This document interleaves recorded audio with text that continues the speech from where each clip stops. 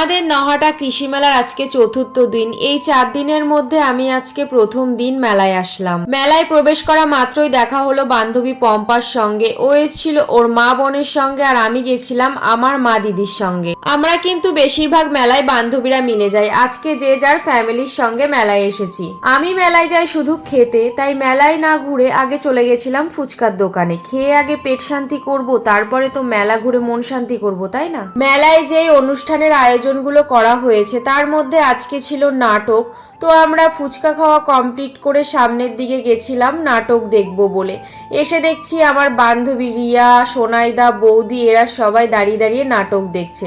আমরা তো দেখবই, চলো তোমাদেরকেও দেখাই।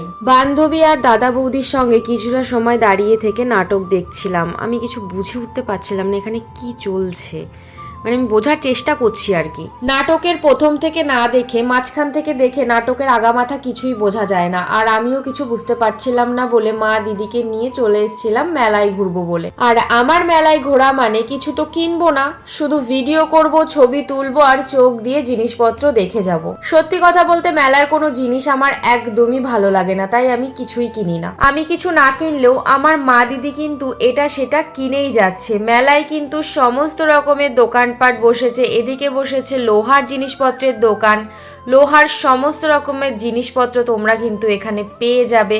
এদিকে মা দিদি কেনাকাটা করছে আর আমি দাঁড়িয়ে দাঁড়িয়ে ভিডিও করছি। মেলায় এসে এবছরে প্রথম দেবী সরস্বতী মায়ের প্রতিমা দর্শন করলাম। তোমরা শুধু সরস্বতী মাকে একটু দেখো, নীল রঙের শাড়ি পরে মাকে কি যে সুন্দর লাগছে, দেখে চোখটা আমার পুরো জুড়িয়ে গেল। মায়ের দর্শন করে চলে এসেছি মঞ্চের সামনে একটু নাচ দেখবো বলে। এখানে দুটো বাচ্চা মেয়ে নৃত্য পরিবেশন করছিল, তো ওদের নাচই দাঁড়িয়ে থেকে দেখছিলাম।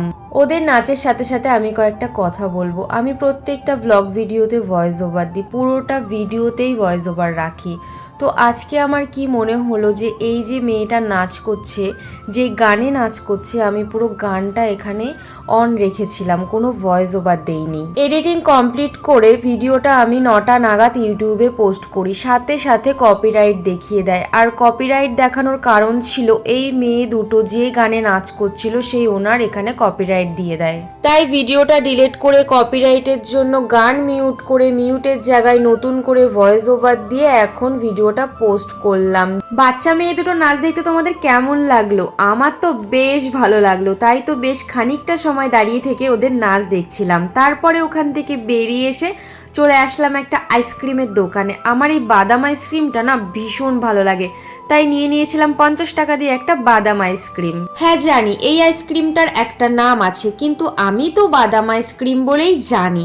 তো আমি তো মেলায় আসি খেতে, তো আজকে মেলায় এসে আমি খেয়েছিলাম আইসক্রিম আর ফুচকা। বেশি কিছু খেতে পারিনি কারণ অনেক রাত হয়ে গেছিল। তাই আমাদের মেলা দেখা আর কেনাকাটা আজকের জন্য এইটুকুই। চলো এবার তাহলে বাড়ি যাওয়া যাক। দেখা হবে নেক্সট মিনি ব্লগে, ততক্ষণে সবাইকে টাটা।